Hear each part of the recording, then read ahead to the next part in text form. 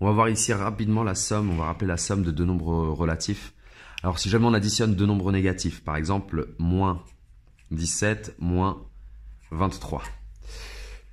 Alors, soit on voit ça comme le fait que l'on additionne deux nombres négatifs. Donc le résultat va avoir le même signe que ces deux nombres-là, c'est-à-dire il va être négatif.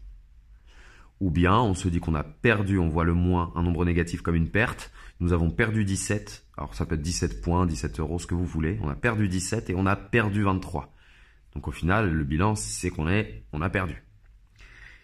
Et qu'est-ce qu'on a perdu? On a perdu la cumulation de 17 et de 23. On a perdu, autrement dit, 17 plus 23. Autrement dit, on additionne les distances à 0. 17 plus 23, 10 plus 20, 30, 7 plus 3, 10. Donc le tout, ça fait 40, moins 40. Voilà. Autre cas de figure qu'on pourrait avoir, c'est lorsqu'on a un nombre négatif auquel on ajoute un nombre positif. Voilà, une somme de deux nombres de signes différents. Là, l'idée, c'est de prendre le signe du nombre ayant la plus grande distance à 0. Le signe du nombre qui a la plus grande distance à 0, c'est plus 23. Donc, on va prendre son signe qui est positif. Le résultat va donc être positif. Pas obligé de mettre le plus. Et ce qu'on va faire, c'est qu'on va soustraire les distances à 0.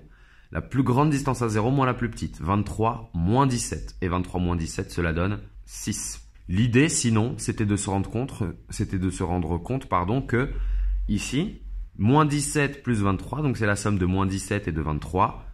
L'addition étant commutative, on peut permuter ici les termes, ce qui est égal à 23 plus moins 17, mais ce qui est égal aussi à 23 moins 17. Et ça, c'est une soustraction qu'on a toujours su faire, c'est bien 6. Autre cas de figure, si on a 17 moins 23, là aussi on a une somme de deux nombres de signes différents. C'est la somme de 17, hop, je pourrais écrire ça comme ça, et de moins 23. Donc c'est 17 et moins 23, on prend chaque terme avec son signe. La règle est exactement la même qu'ici lorsqu'on a une somme de deux nombres de signes différents. On prend, le résultat va avoir le signe du nombre ayant la plus grande distance à 0.